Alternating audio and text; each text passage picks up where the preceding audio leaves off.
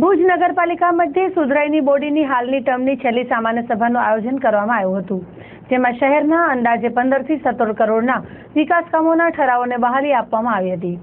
સાથે સાથે અંતિમ સામાન્ય સભામાં સત્તાપક્ષ અને વિપક્ષો દ્વારા એકમેકને ક્ષમા યાચવામાં આવી હતી।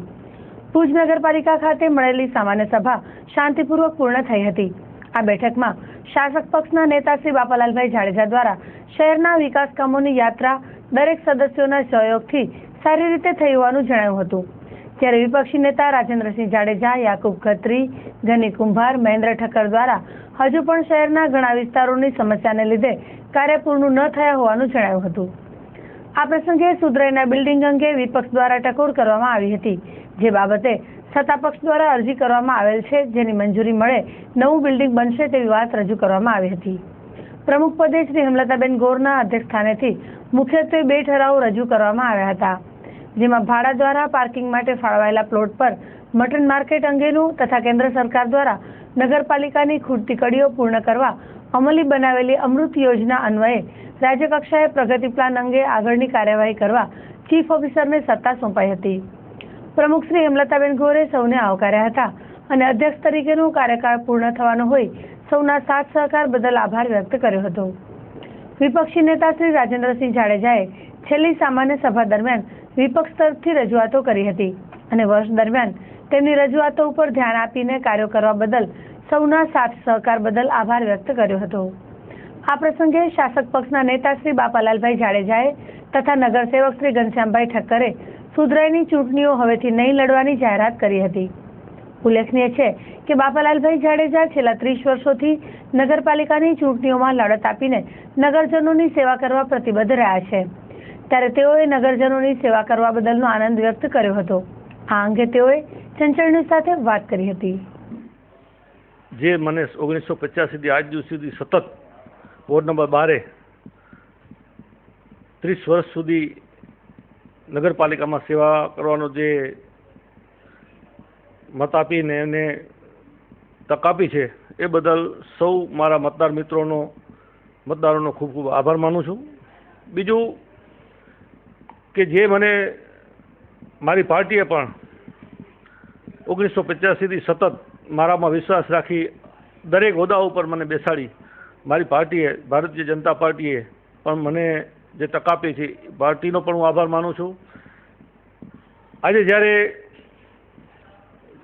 25 વર્ષથી કે 30 વર્ષથી હું જ્યારે નગરપાલિકા 1985 થી સતત ચૂંટાતા આવું ત્યારે હવે મને એવું લાગ્યું ગયા જનરલ બોર્ડમાં પણ ગયા 5 વર્ષના બોર્ડમાં પણ મેં અનિચ્છા દર્શાવેલ કે પાર્ટી પાસે મેં વ્યક્ત કરેલ કે મારે હવે ચૂંટણી લડવી નથી, ત્યારે મને પાર્ટીએ ફરજ પાડેલ કે તમારે ચૂંટણી લડવી પડશે।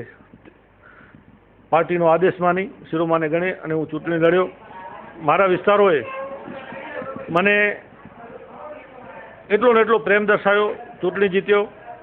આ 5 વર્ષ સુધી જે કામગીરી થઈ સમગ્ર ભુજ શહેરમાં જે મારાથી થતી હતી એ તમામ કામગીરી કરી અને લોકોને સંતોષ થાય એ રીતે મારાથી જે બન્યું તે કામગીરી કરેલ છે।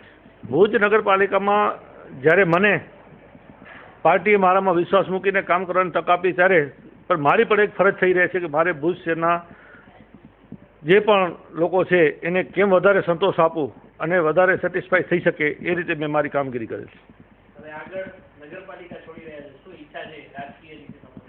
રાજકીય એક પાર્ટીના અડીખમ સૈનિક તરીકે ઊભા રહીશું અને પાર્ટી જે પણ કાર્ય કહેશે તે કરશું અમે। બીજી બાજુ ભાજપના મીડિયા કન્વીનર તથા નગરસેવક શ્રી ઘનશ્યામભાઈ ઠક્કરે હવે પછીની ચૂંટણીઓ નહીં લડવાની જાહેરાત કરી હતી। તેમના કાર્યકાળ દરમિયાન તેમના વિવિધ વિસ્તારો માટે ખૂબ સારા વિકાસ કામો બદલ અને દરેક ચૂંટણીઓમાં તેમના મતદારોએ તેમને ચૂંટીને જીતાડ્યા તે બદલ આભાર વ્યક્ત કર્યો હતો। શ્રી ઘનશ્યામભાઈ ઠક્કરે આ પ્રસંગે ચંચળ ન્યૂઝ સાથે વાત કરી હતી। એક એવો વિચાર આવ્યો કે જનસંઘના વખતમાં મમ્મી નગરસેવિકા રહી ચૂક્યા હતા, પપ્પાએ 20 વર્ષ ભુજની સેવા કરી, 10 વર્ષ સેવા કરવાનો મને મોકો મળ્યો। હવે અમારી જગ્યાએ નવા યંગ જનરેશનના છોકરાઓ આવે અને કામ કરે એટલે એના માટે અમે જગ્યા ખાલી કરી છે, બીજું કોઈ કારણ નથી। હું પાર્ટીનો કામ કરીશ, પાર્ટી મને જે પણ જવાબદારી સોંપશે એ જવાબદારી હું સ્વેચ્છાપૂર્વક સ્વીકારીશ અને પાર્ટી મને જે પણ કામગીરી આપશે એ કામગીરી કરીશ। નગરપાલિકામાં મારી જગ્યાએ કોઈ યંગ છોકરો આવે અને કામ કરે એના માટે આ જગ્યા ખુલ્લી મૂકી। પણ હું એટલો કહીશ કે મને સેટિસ્ફાઈ થાય કે 10 વર્ષ મેં ભુજની સેવા કરી અને હું આપના માધ્યમથી ભુજની જનતાને અને મારા હોડના મતદારોનો આભાર પણ માનું છું અને ક્ષમા પણ માંગુ છું કે મારાથી કામ કરવામાં કોઈ ઉણપ રહી ગયું હોય તો એમની આજની આપના માધ્યમ મારફતે માફી પણ માંગુ છું. મંગલમ ચોકડીથી કાકુભાઈ ચતુર્ભુજ રંગવાલાના ઘર પાસેનો રોડ મોટો કરવો, સોડિયમ લાઇટો, ગૌરવપથનો ડેવલપમેન્ટ, સંસ્કારનગરમાં જૂની પાણીની લાઈનો, ઉમેદનગરમાં જૂની પાણીની લાઈનો, એકતા, સંયુક્તા, સત્યમ, કવિનગર, ઉમેદનગર, જોગીરાજ, સંસ્કારનગરના રોડો, પડદાપીઠ હનુમાનવાળો મોટો રોડ, લીમડાવાળી શેરીવાળો રોડ જે બાળાએ અમારા કહેવાથી બનાવી દીધું, આ બધા કામો અમે કર્યા. અમને આજે આનંદ પણ છે કે અમે નવા યંગ જનરેશન માટે જગ્યા ખુલ્લી મૂકી છે અને પાર્ટી નવા લોકોને ટિકિટ આપશે અને નવા લોકો લડે. કોને જોવા ઈચ્છો છો? તમારા જ વિસ્તારના એવા લોકો ફરી આમાં આવે, કેવા લોકોને ઈચ્છો છો? કોઈ પણ વ્યક્તિ વિશે નથી પડતો. મારી પાર્ટી જેને પણ ટિકિટ આપશે એમને જીતાડશું અને નવી જનરેશન આવશે. અને આપણા માધ્યમથી કહેવા માંગુ છું, વિપક્ષ ગમે તેટલા ધમ પછાડા કરે, ગમે તેટલા નાટકો કરે, ગમે તેટલા ખેલો કરે, સસ્તી લોકપ્રિયતા મેળવે, ભુજની જનતા ભારતીય જનતા પાર્ટીની સાથે છે અને આવનારી નગરપાલિકામાં 2/3 બહુમતી ભારતીય જનતા પાર્ટીની આવશે એનો અમને પૂરેપૂરો વિશ્વાસ છે. ગયા વખતની પરિસ્થિતિની અંદર એવું હતું, ભ્રામક પ્રચાર કરીને વિપક્ષ જેમ અત્યારે ભ્રામક પ્રચાર કરે તેમ ગયા વખતે ભ્રામક પ્રચાર કરીને 2 સીટો જીત્યો હતો.